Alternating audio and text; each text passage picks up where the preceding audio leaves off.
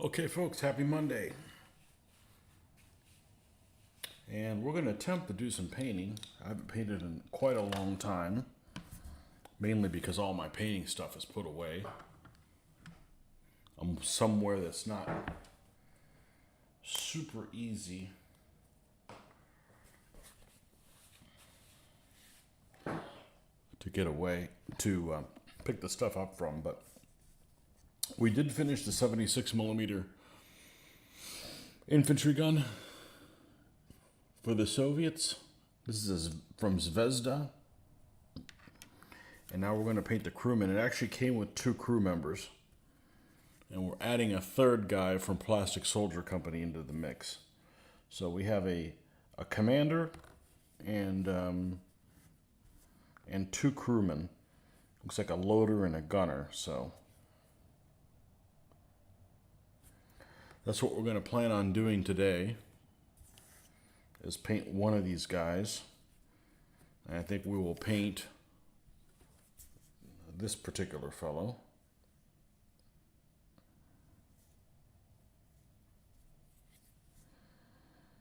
And it's been quite some time since I've painted some Soviet World War II things. But one of the things that I like to do is, there's standard colors that their uniforms are supposed to be, but they're going to fade and stuff over time.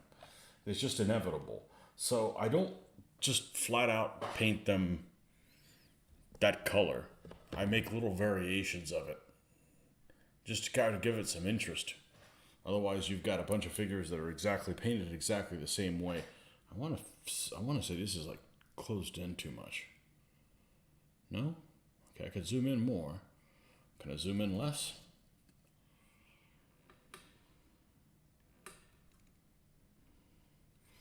Okay.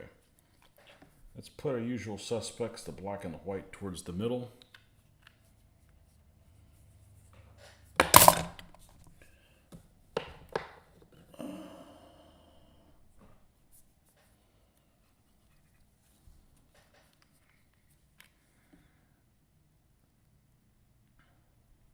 And the first color we're going to use out of here is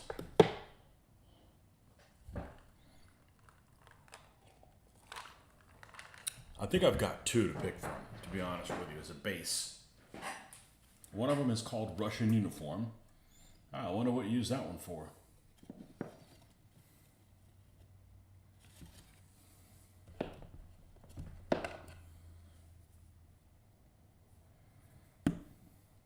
Might take me a little while to find it. I have a lot of greens. Let's just pull these things out here.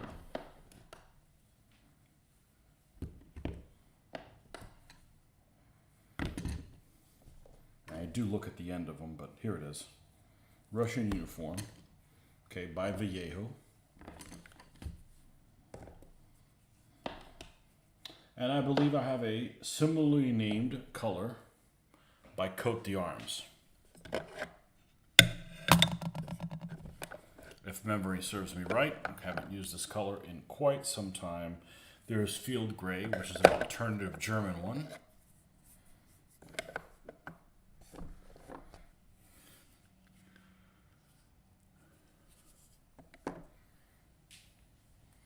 I could be wrong, but I thought I had a.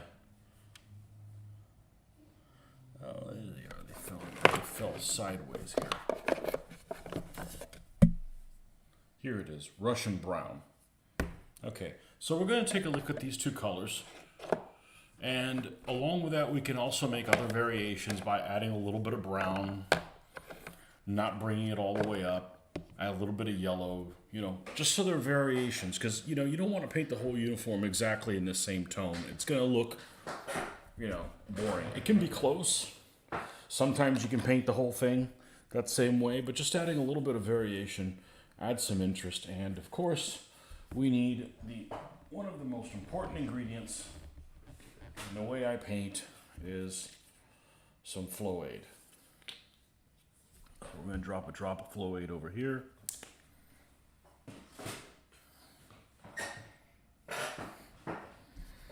All right, let's get a brush out of here that we don't love. Okay, and we're we're going to put 2 spots. These 2 colors are going to be. And these are just kind of starting points for the color. Let's get this thing a good mix. This probably hasn't been used in 20 years, this color. Unless I used it for something else.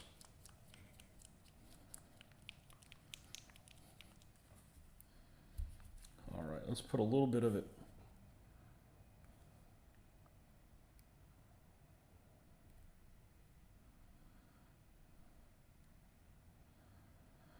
Okay. Hey Nordic, what's happening? Using some colors I haven't used in 20 years. And then this is Russian Brown from Coat d'Arms.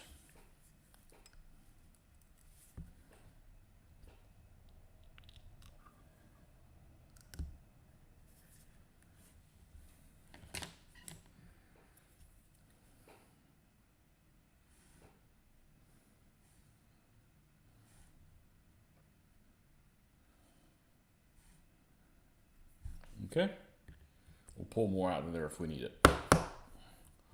All right, so they're slightly different. So the first thing we're going to do is we're going to paint the shirt in one and the pants in the other, using it as a base. Obviously, we're not going to do it straight like that. We're going to use the same ridiculously long method that I like to use. And I went ahead, instead of trying to pull all the paintbrushes out, I'm just going to grab a new set. And they've got like 4 more of these. Got dinner in the oven. Doesn't that warm up your whole house? That's what my wife says. She doesn't like to use in the oven because it warms up the whole house. I don't know, however she wants to handle that department. That's her land. That'd be like her telling me how to, her telling me how to paint over here. No. Okay, so what we're gonna do is, just for yucks, I'm gonna grab the Vallejo color for the pants on this guy.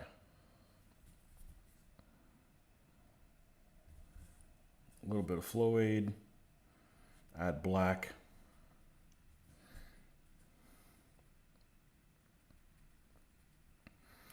Same way we do our 15s, and honestly, these guys aren't that much bigger than the 15s.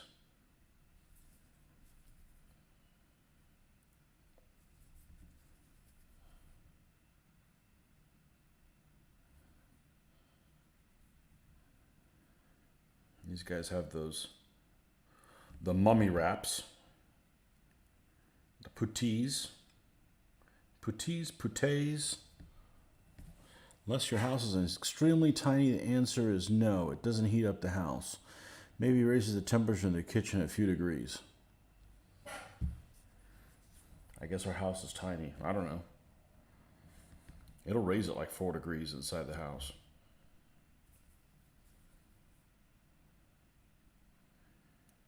We'll make pizzas in there.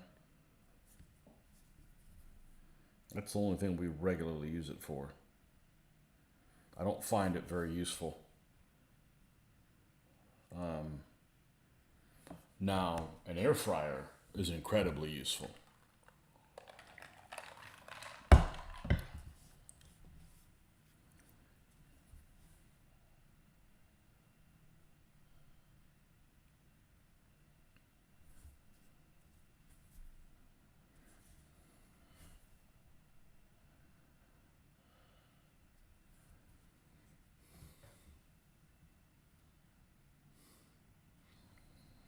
Yeah, maybe she's using excuses not to use the oven. I'll have you have a talk with her. I don't care what she does. That's her department.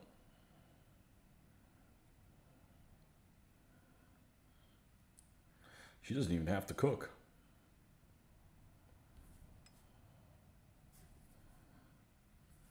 Okay. Now we'll start adding more of the core color.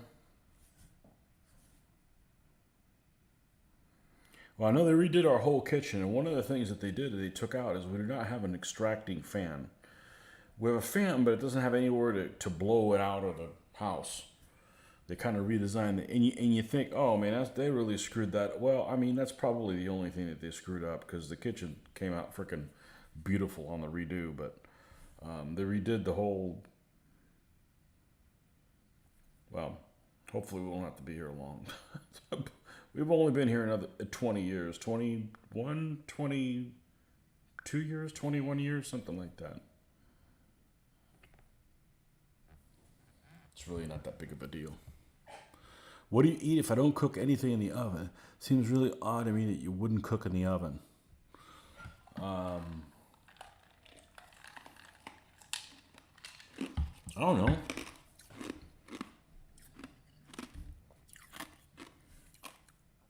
For breakfast? Obviously, no. Rarely does anybody eat for breakfast. For breakfast, I'm pretty consistently. I'll either eat cereal, or granola with banana and yogurt. Lunch on a work day, I take my own lunch, so I'll make a sandwich, some chips, carrots, an apple,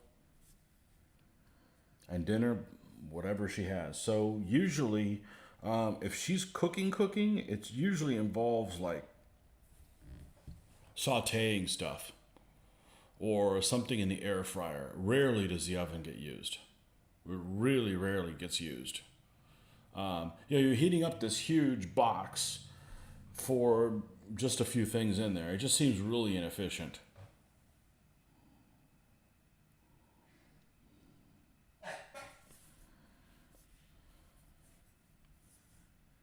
If she's not home, I'll either pick up something in the drive-thru.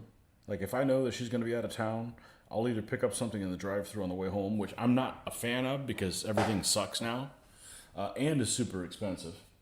I had to go drop my daughter off on yesterday, and came through, and I'm like, man, I'm hungry. I'm gonna go ahead and get some Arby's. Even Arby's sucked. Everything sucks now. It was always bad for you, but it used to be cheap and taste good. Now it doesn't taste good, it's not cheap, and it's still bad for you.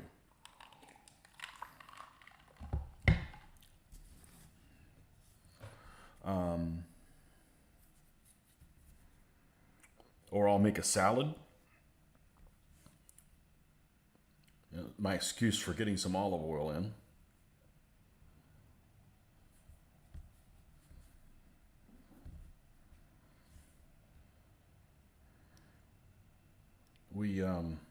She picked up some of those mail order meals, whatever it's called, the Hello Fresh or whatever. You still got to make them or whatever.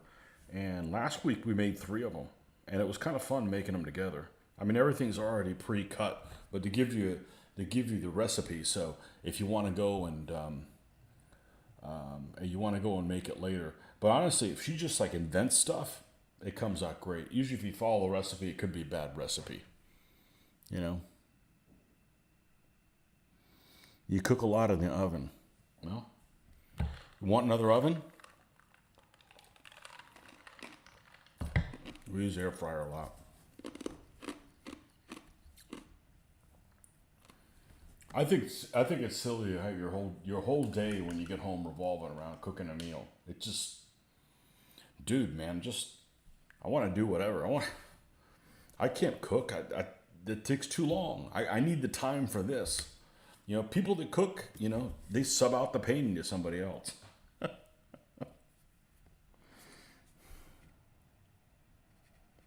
Man, I haven't painted in so long.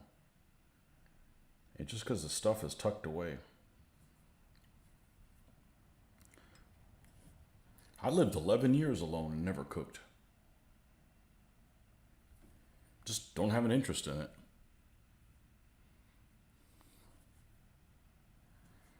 My dad never did either.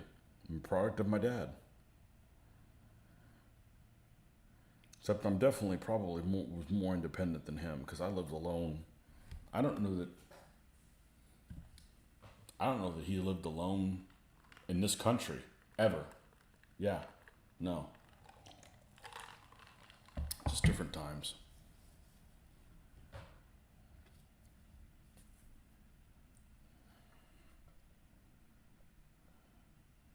All right, let's get to the core color here.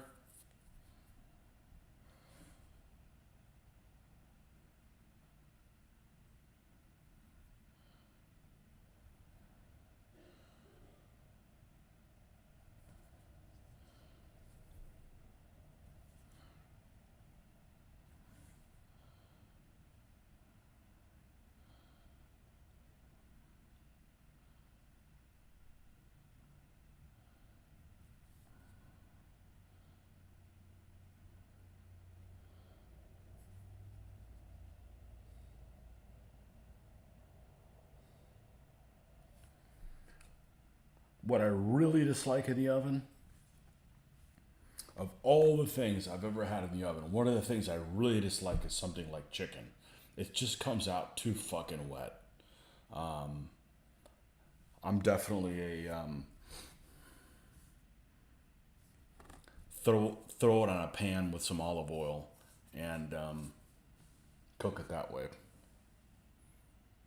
You freeze meal portions, take them out day before thaw, put no time on. Then again, I don't care that I miss a few.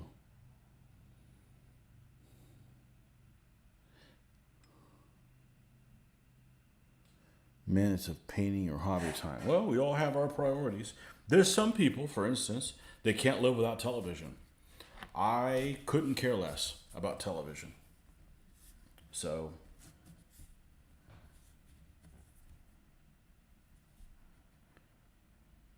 we're all different. Some people can't, oh, I don't want to play something historical. You already know how it's going to turn out. Fool.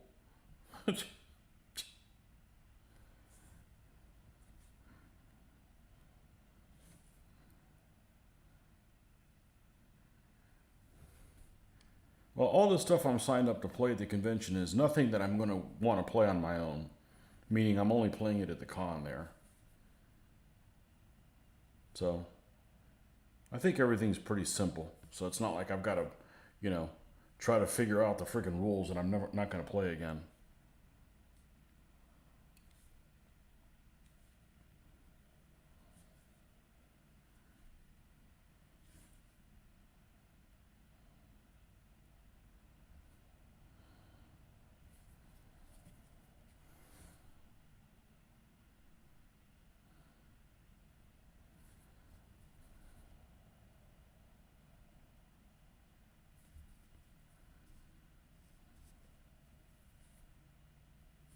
Let's add a little bit more contrast so you can see them at a distance.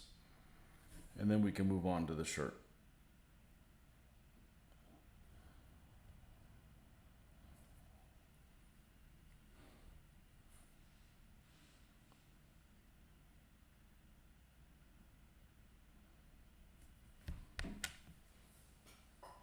Well, you've probably always cooked. I never have, so, But that's the good thing about Rick. As long as Rick's out there, there's somebody who's a worse cook than I am. I think I'd actually be good at it. I just don't like the idea that could take a long time to do it. And then clean up and...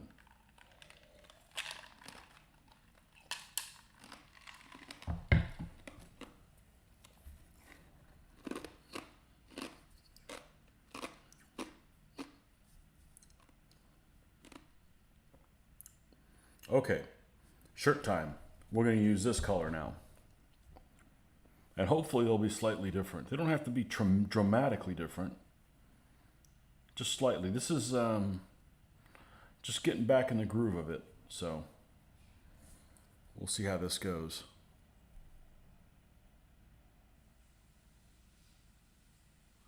You've been cooking for the last 22 years.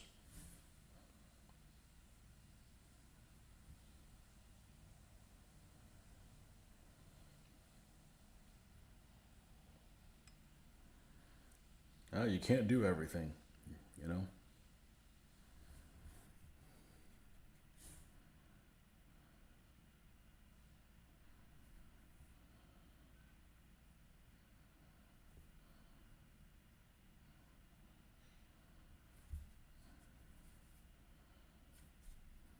We need a little bit more actual paint volume.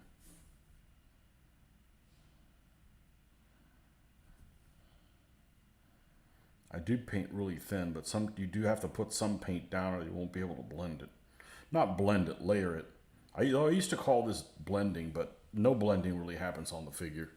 This stuff dries way too fast.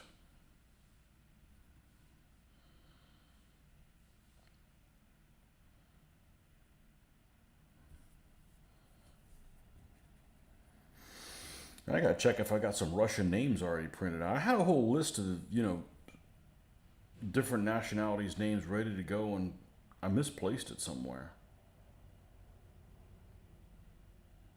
It's not like I can't just redo it, but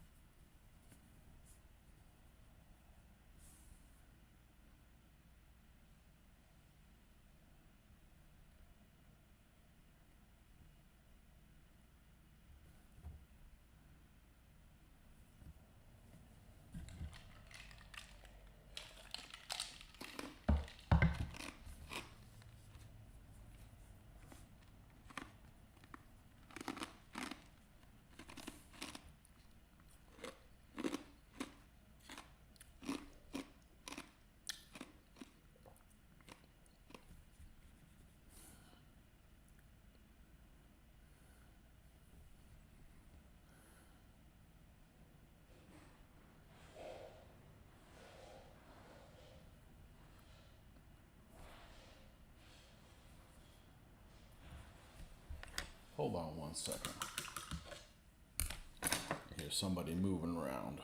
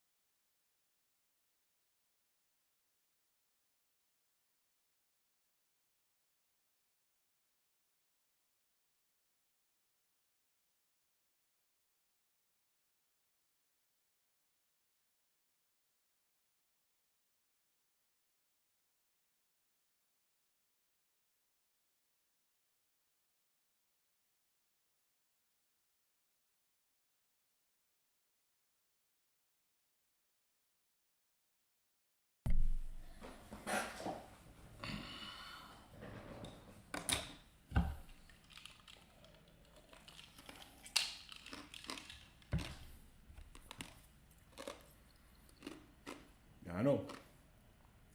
I know several people that paint, but then they also have other people paint for them. And then you got to mix the styles. I'm like, that just blows my mind. I get if you get other people to paint stuff for you, but I just don't understand doing both. But hey, whatever works for you, that just doesn't work for me.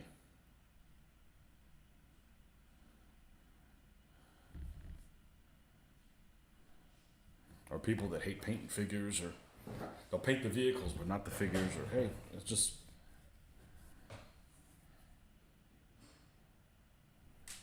I don't like doing stuff that's monotonous. If it's something I can put my own like panache on it, I don't know proper English, but my own spin on it, yeah. So I like doing faces and stuff like that.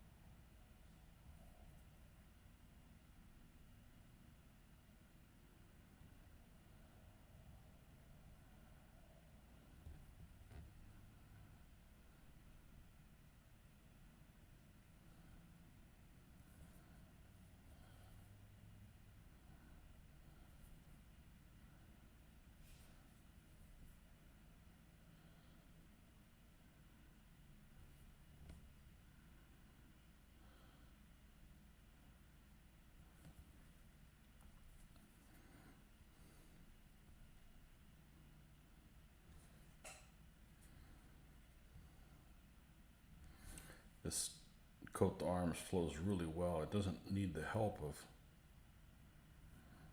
almost a wet palette.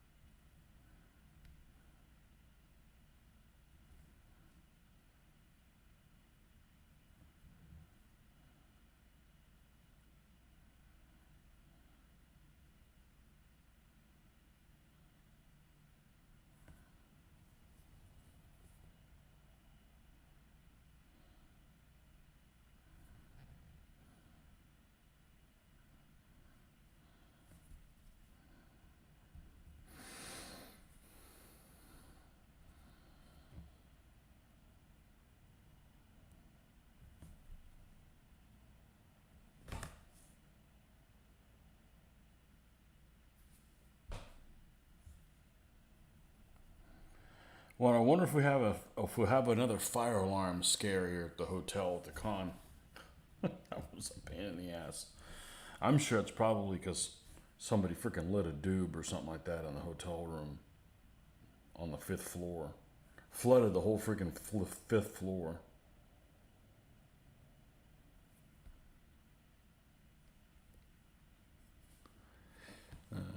I have to say, playing musket and pike actually has been very interested in learning more about the English Civil War and 30 Years' War, even the point of painting some miniatures. You need to stay away from miniatures.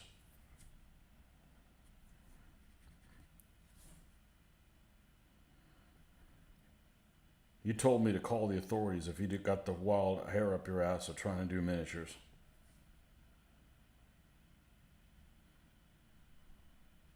Come on, man, you can't be into everything. Go back to your models.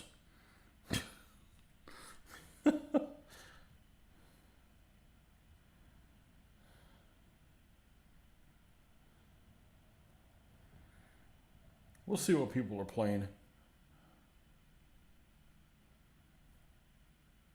Who's on here? Just you? You and me? Yeah, probably. That sucks.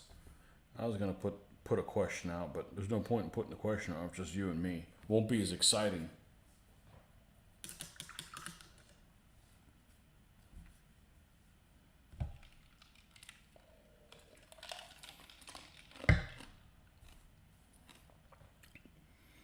But I was gonna say, is there a game you've come across that you're surprised that it's as popular as it is? And one game for me comes to mind immediately. And you should know which one it is because I bring it up all the time.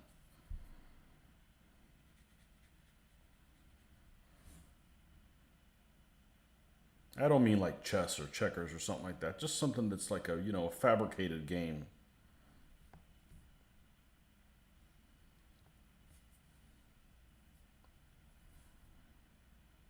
When I was younger, I was surprised. One game that was really popular when I was just starting a war game was a game called Civilization.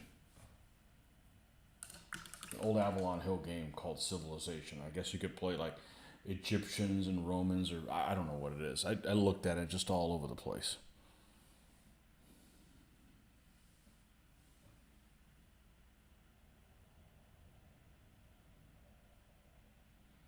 40K is marketing.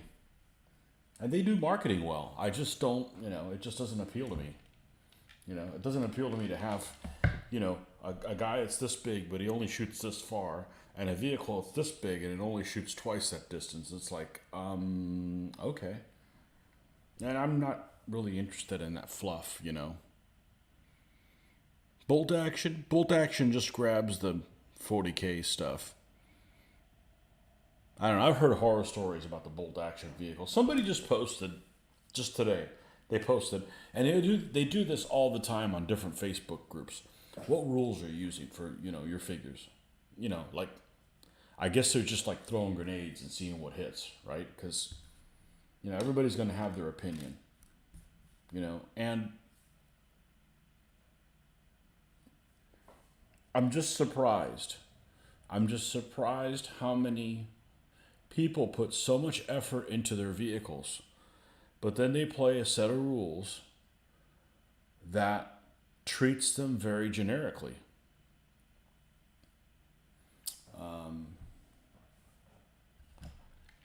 Rapid fire, what I like about rapid fire, it's the same scale of command decision.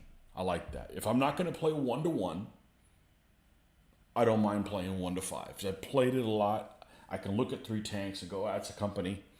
I've got that ingrained in me already.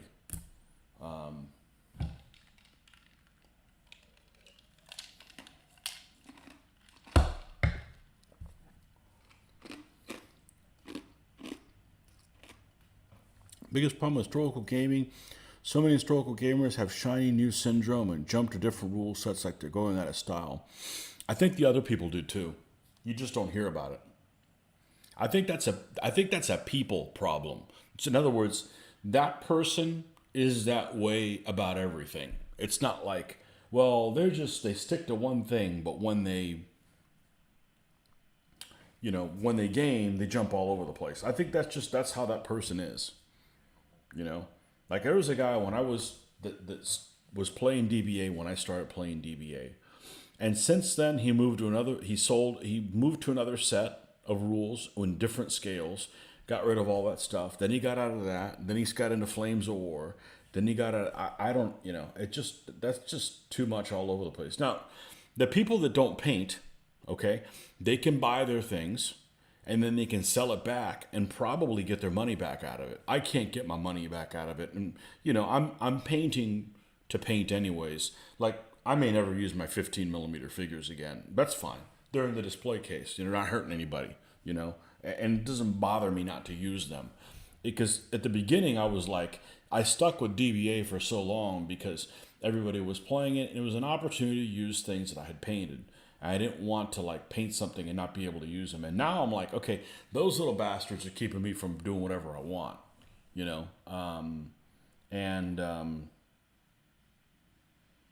but It is what it is. So,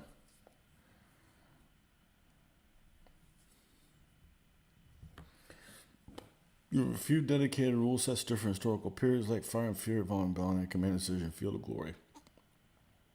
I haven't heard you talk about Command Decision in a long time.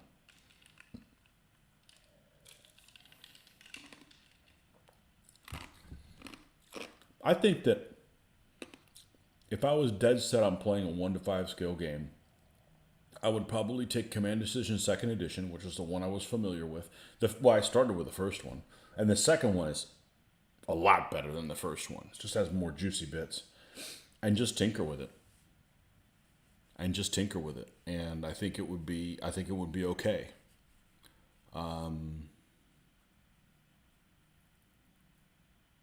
I think it would be okay. But I've done that operational scale stuff a lot. I don't, I want more juicy bits to it. But no, okay. So getting back to the game that is really popular, that that I don't understand why it was really popular. When I was a kid, I was like, it would have been Civilization was really popular. Advanced Third Reich was really popular. I never understood that one, considering what it looks like. Catan. I don't understand why Catan is popular. It looks like shit. It looks like shit. If you think Catan doesn't look like shit, you got a really bad vision. I mean, you're entitled to like it. Don't get me wrong, but I'm like, I ain't playing that. It's not because it's a board game. I'm not anti-board game. Hey, Marcus.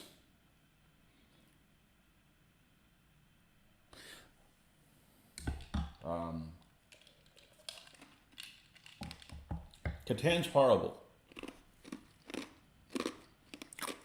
Well, I'd give you my copy if I had a copy of it.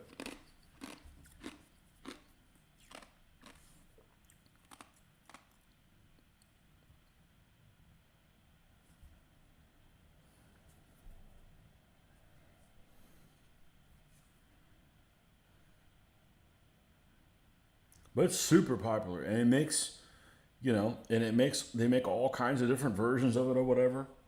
No.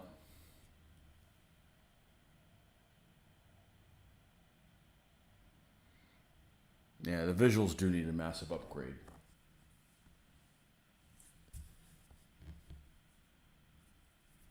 I don't mind playing a board game as long as there's some eye candy to look at.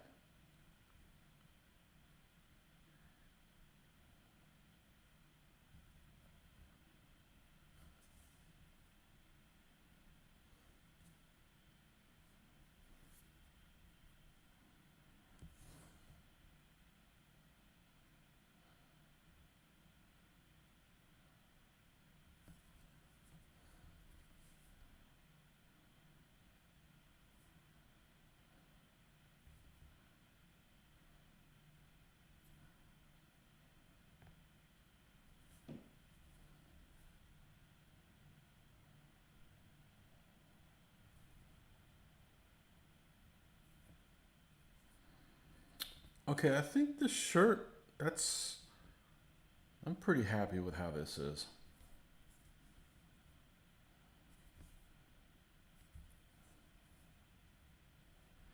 I'm gonna do his face before I do his field cap, and I'm gonna use, just so it mixes it up, I'm gonna use the field cap.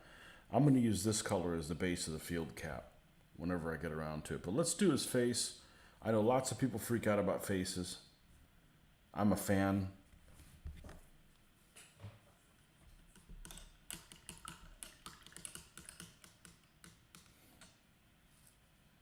Still don't know who that Lacey is. Maybe I did and wasn't. Emily Kinney. Anna Kendrick. I know I've mentioned this before, but Anna Kendrick really needs to be with Tina Fey. Tina Fey needs to be her mom, and Anna Kendrick needs to be the daughter in a movie. They definitely they could be related type of thing, but I don't know that I've seen Anna Kendrick in anything. In other words, I haven't seen a movie she's in. And going forward, I'm less and less likely to watch movies. It just, it seems like every time you watch a movie, it's worse than the previous one. Maybe the real reason the writers are striking is they're tired of writing crappy movies for people.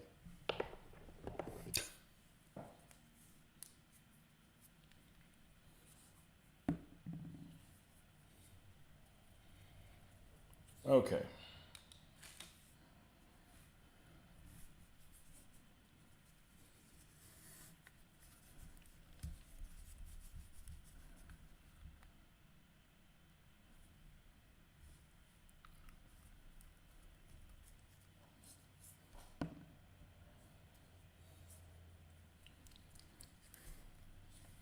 Let's get the usual suspects here.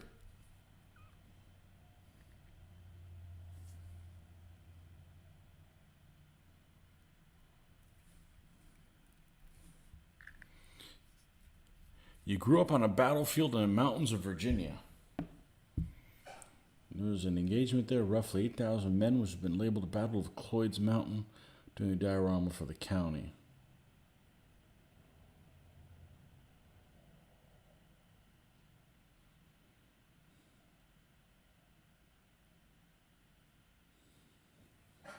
Yeah, putting a political agenda down my throat's not going to do me any good. I'm pretty much set in my ways. I'm not really going to be. Media's really not going to change their mind about stuff like that. So.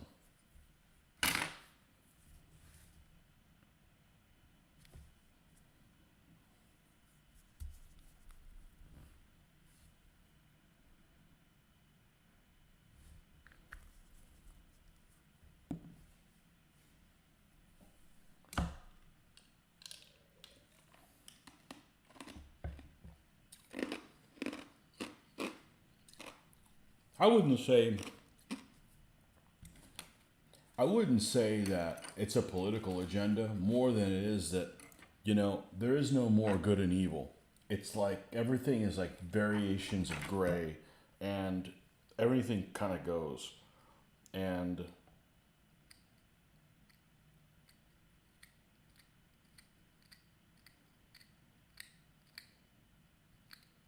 I'll encounter movies all the time. I don't like, why don't you like it? Your villain isn't villainous enough.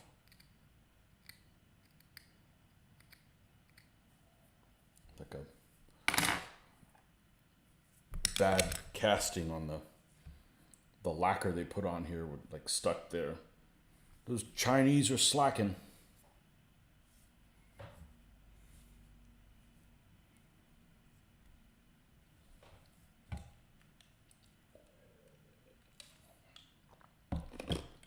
Have you encountered anybody who only likes to do the Pacific in World War II?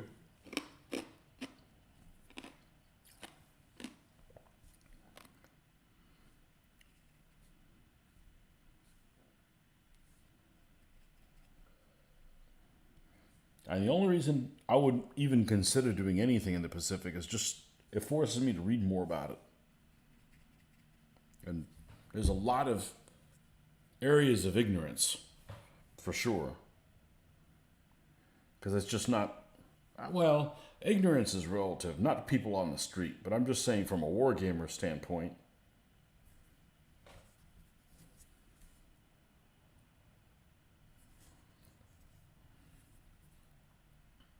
I couldn't name, hey, name me some battles that happened on, the Burma Road.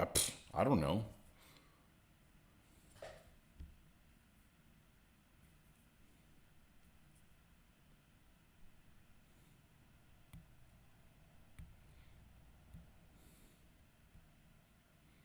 You like aspects of the Pacific War. What aspects of the Pacific War do you like?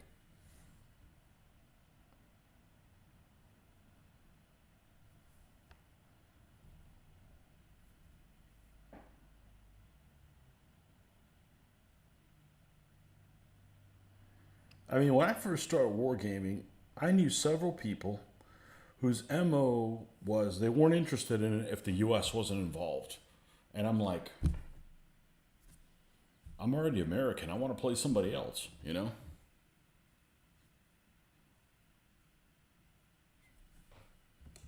Like, I do not want to do any island hopping stuff. Maybe except, like, it's so limited, even though Guadalcanal. But, like, I don't want to do Saipan or Beto or Tarawa. Or I had a history teacher in high school that would call it Tarawa. The only person I've ever heard it called. That may be exactly how you're supposed to say it. Nobody's going to know what the hell you're talking about, okay? Tarawa, Iwo Jima, none of those island hopping things interest me in the least amount. You know, a bunch of naval landing vehicles, they don't interest me. Bunch of Japs stuck without, 16-inch shells falling on their head, just really outnumbered. It just doesn't appeal to me at all. It just seems very one-sided. It's like if you did Europe, and every time a Europe thing comes up, you're basically fighting at Omaha Beach. If you're fighting at one of the beaches, it just bores me. It's two dimensional. Do one thing, same as Tony. I have fondness, U.S. Marine Corps. I like the island hopping campaign. I do some of the naval engagements, especially with Guadalcanal. I like the air war in the Pacific. We've done a lot of stuff at Guadalcanal in with ships, a lot. My favorite sculptor, Dave Alsop, and his figures. I have one of every single pack that he makes, except the Marine Corps. Didn't get them. Just wasn't interested in them. I saved them for you.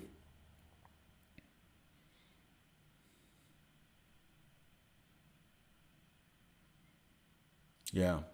Have you guys read this book? This is an excellent book. You'll never know what it's about based on the title of it. You know how I say I don't read books because they put me to sleep? I read this one. Guadalcanal by Richard B. Frank. It's excellent. Or I remember it being excellent. I might actually get it on Audible and listen to it again. It's really, really good. And it has land stuff. It has all the naval engagements. Really, really good book. I got it probably, Jesus, how long? 30 years? 30 years ago, probably. Doesn't smell old. Anyways, great book. The problem with Guadalcanal is very limited from the standpoint that if you want some kind of combined arms, the U.S. only has some Stuarts.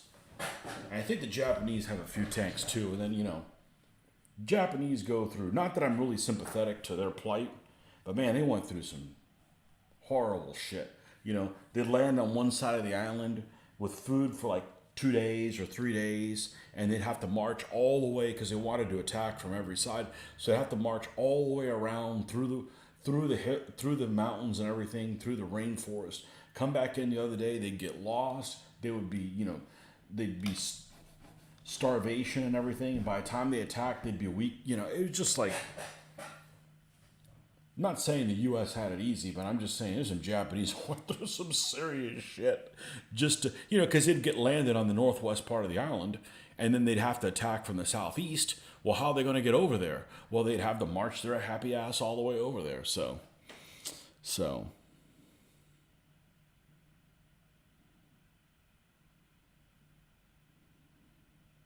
You're currently reading The Mayflower. Don't ask, but influenced by my daughter. I think you need another daughter. Mayflower. Are you related to any of the people on the Mayflower? Maybe there's a tie-in for that, but I'm not. So I'd be like, I'd rather go to work than read that.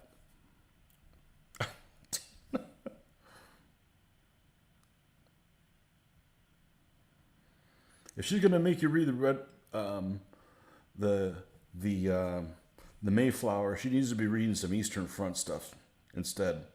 It's a trade. You ask me to read one of your things, you got to read one of mine.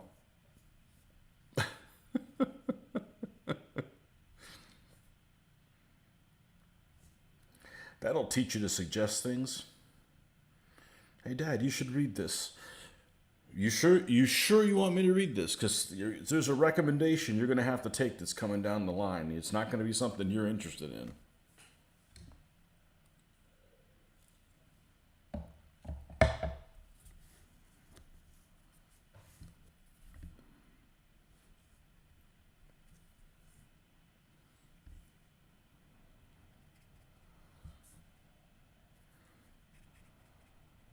That's the only book I have in the Pacific War, I think.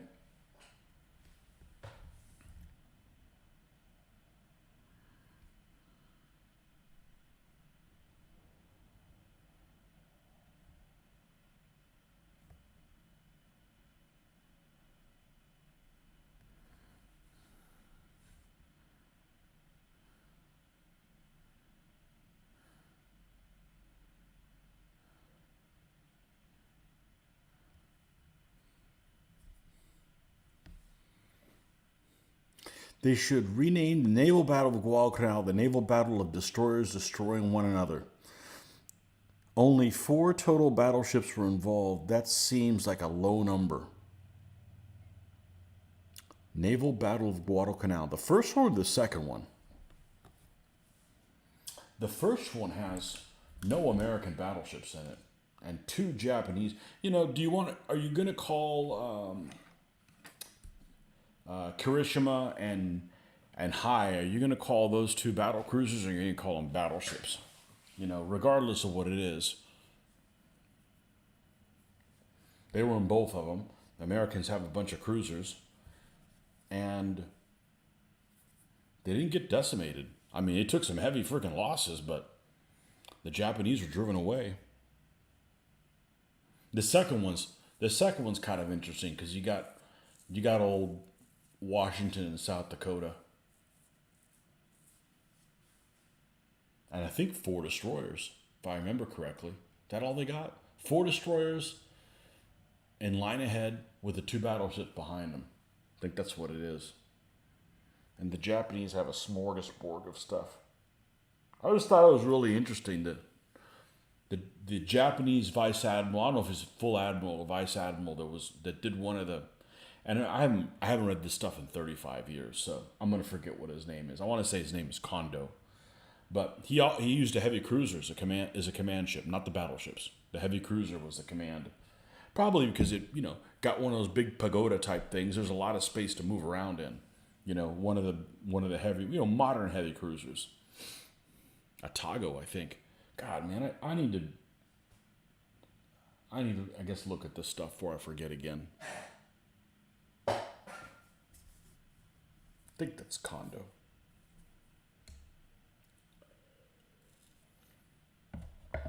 Down the slot.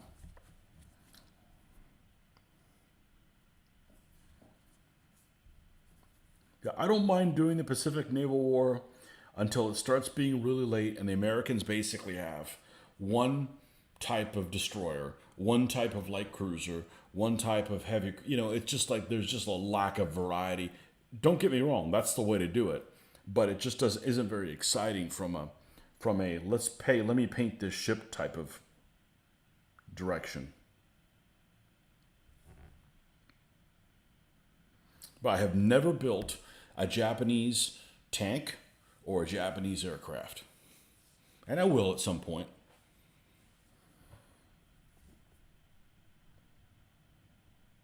I do have a Hago. Cute little thing.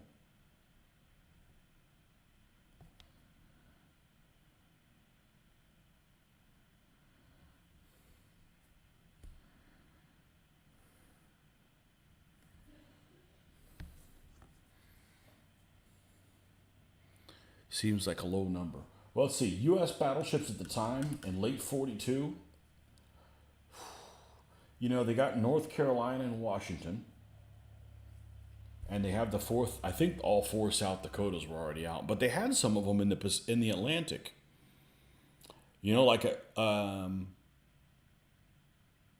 Both Washington and North Carolina were the Atlantic for a little bit, because, Bismarck and the German surface raiders. Washington could have run into her, and probably would have torn her a new one. But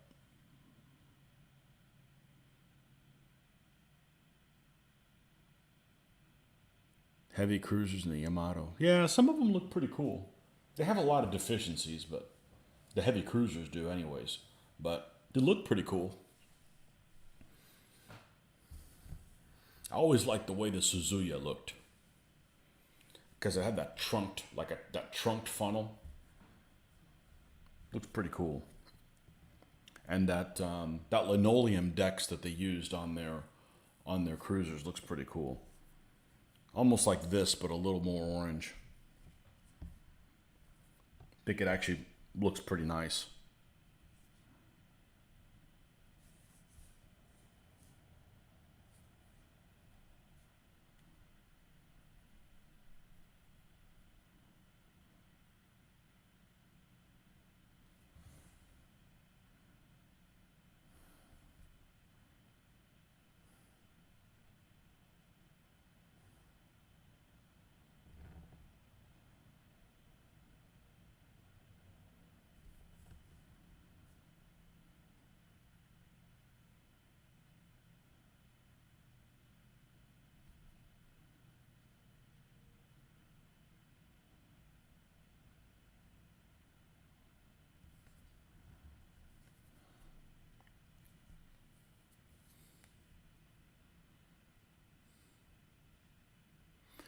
The Yamato has that distinct central superstructure that is so odd to my eye. I think a model of it would be eye-catching. I think all of the Japanese capital ships look pretty good. Even the ones that were redone, even when they got turned into half carriers, they're attractive. I just think they're attractive. The way they redid the Congo class, the way they redid the Issei's and the Issei and Hyuga, Fuso and Yamashiro. I think they're all attractive vessels. The Yamatos are good looking ships. I know that when we were doing 1/2400 scale, the 4142 Yamato that still has the 6.1 inch guns, because it's got a super firing turret at the front, and then it's got one on each beam, triple 6.1 inch guns, not 6 inch guns, 6.1 inch guns, and then one super firing on the back, if I remember correctly. They took those out. At least they took the side two out. I don't remember if they took the other ones out as well. They probably did. I don't remember. It's been 35 years since I've looked at that. But they gave them basically a choir, a choir of 5-inch dual purpose and other machine guns just around that superstructure. Almost looks like a hive. And it looks better on the miniature because there's so much deck space on that vessel. So much deck space that you're likely, if you lobbing rounds the Yamato, you're gonna hit the deck. There's a lot of deck to hit.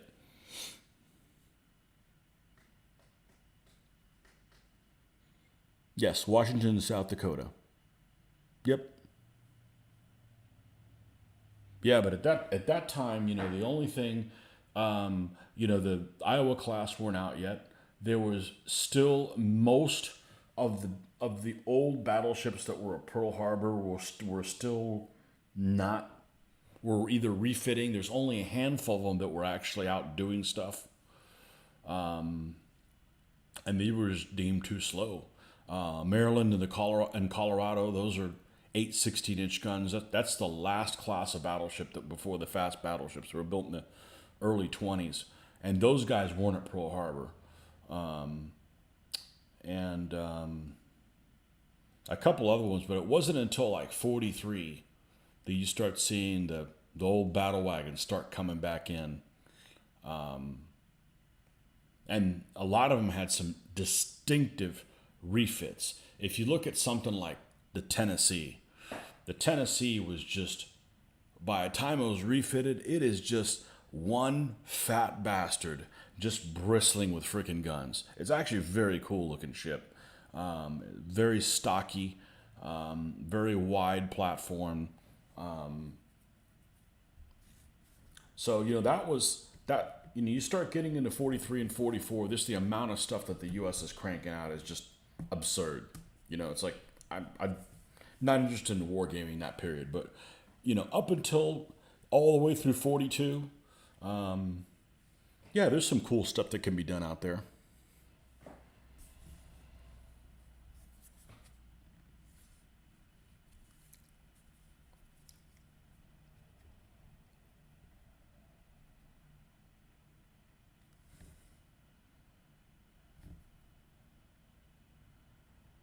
Yeah, they definitely put the Panama Canal to good use, moving things from one coast to the next. Without that, it just would have been a nightmare. It's just like, okay, we're going to build you on the East Coast, and you're going to stay there.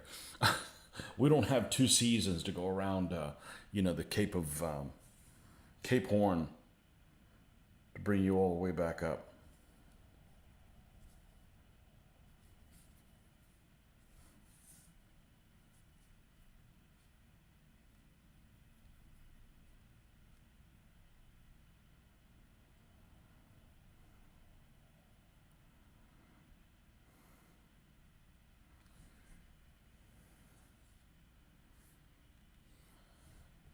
And the U.S. had some good-looking ships too.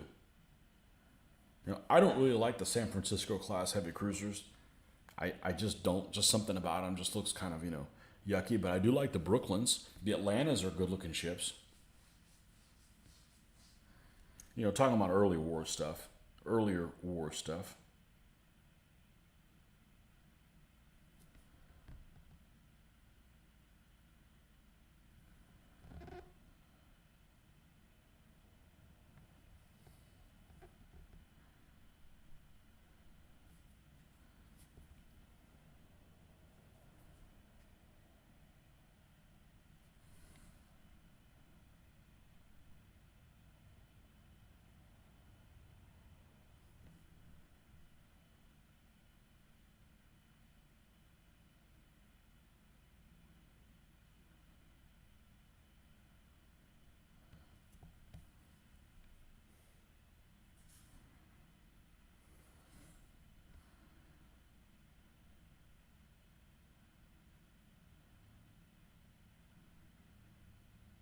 I have some index cards that are older than dirt that I used to put together a bunch of naval scenarios that I did back in the 1980s.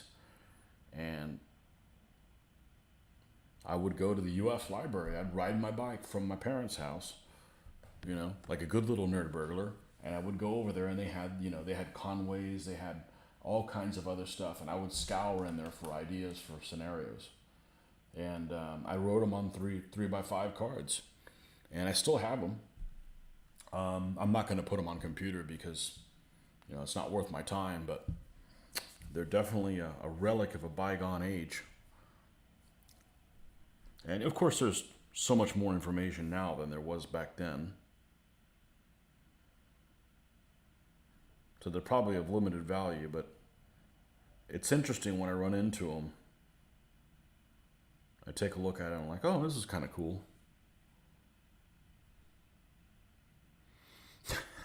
Mention Nerd Burglar, and now their king shall rise. Arise, Nerd Burglar.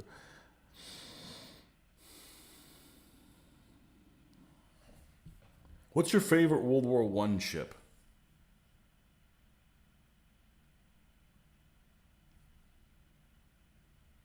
Mine's without a doubt Seidlitz. It's just badass looking. It is just freaking bad. I don't know, something about it just looks really, really cool. And I don't think they ever painted one of her funnels red or something like that. That's just stupid. I would never do that. I don't care if they did it in real life. Doesn't look right. The hood's not a World War One ship. Might have been designed in World War One.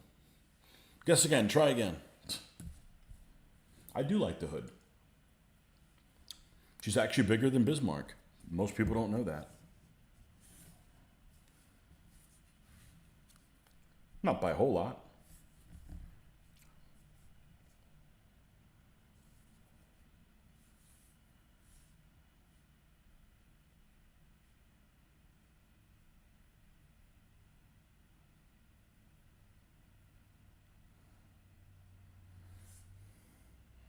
The whole battle cruiser designation is silly though, because Hood is a hell of a lot more powerful than something like Renown. Now, didn't serve in World War One. Try again. That's like saying, hey, what's your favorite World War II tank? JS3. Sorry, dude.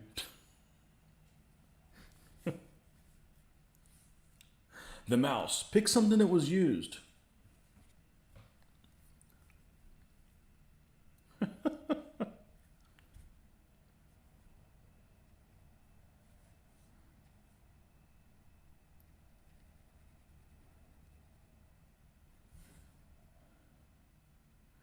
I read quite a few World War One naval books. And no, there's a lot to it, much more than just Jutland. Actually, that's what I don't want to read about, even though I've read like 3 books on fucking Jutland.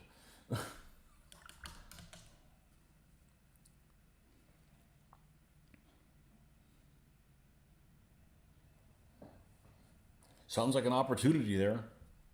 Learn about them.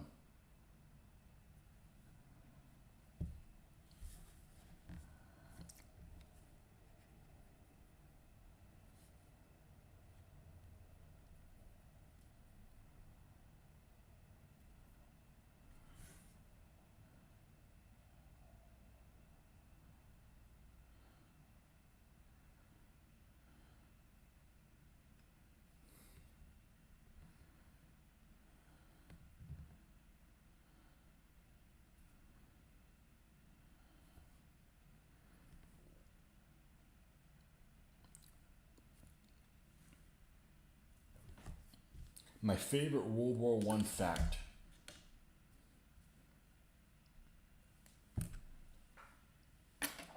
is that HMS Dreadnought was not at Jutland. Yet it's the only battleship that is credited with sinking a submarine. It rammed a submarine, which is pretty harmless to do if you're a freaking dreadnought. Although by the time, of 1916, HMS Dreadnought is one of the smallest dreadnoughts, but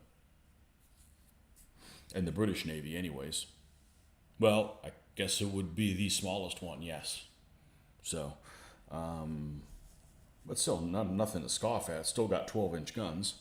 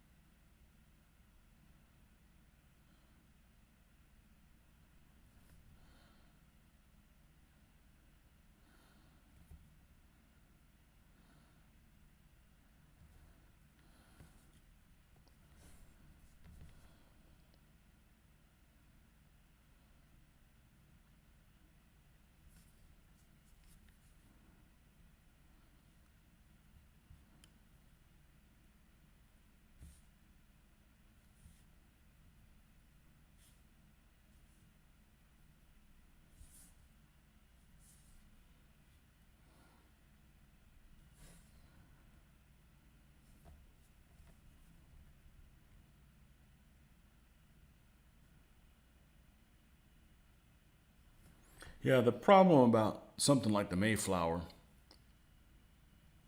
Am I painting one of the Zvezdas? Yeah, this guy's Zvezda. They actually look pretty good.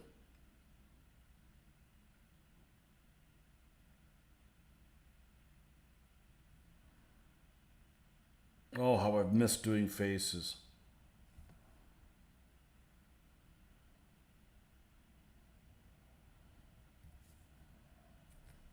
I've got a pretty good detailed face.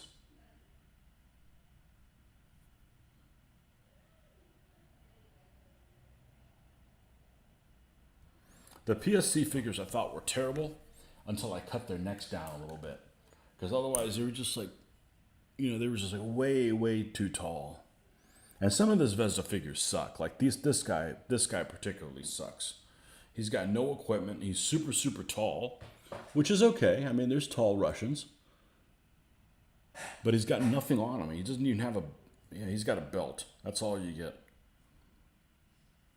And he's just slinging that 85 millimeter gun like it weighs 1.5 pounds.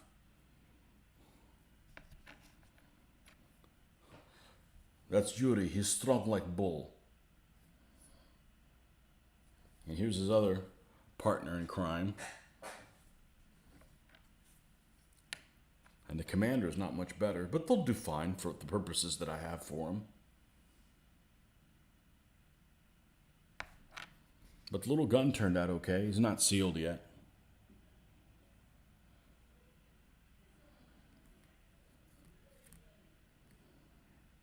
I look at this and I'm like, I feel like running into it with a Panzer II. Overrun.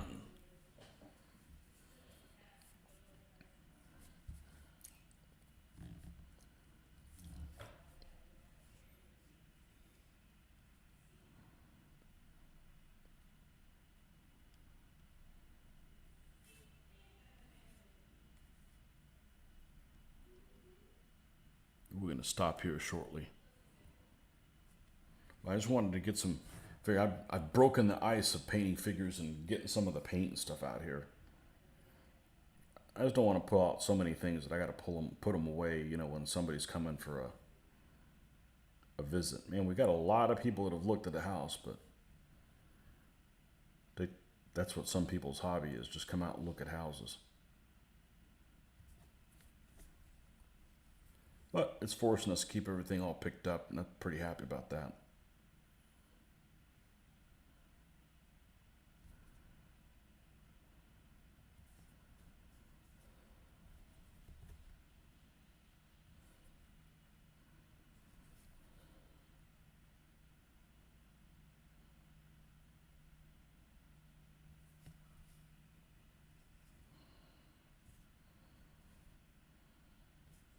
Yeah, he's not too bad. Let's see if I can zoom in on him.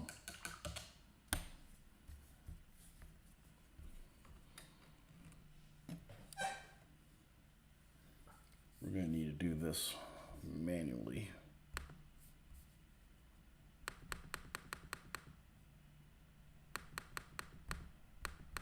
Got some major gaps in his arms, and I think that's, see, you're able to see this. Okay, this is where he needs to be.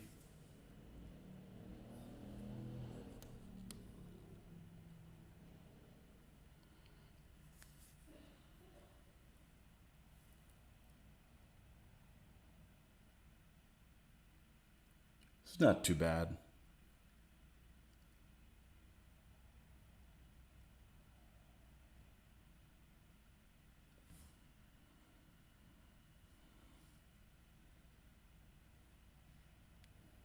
The rifle on his back's actually pretty finely detailed.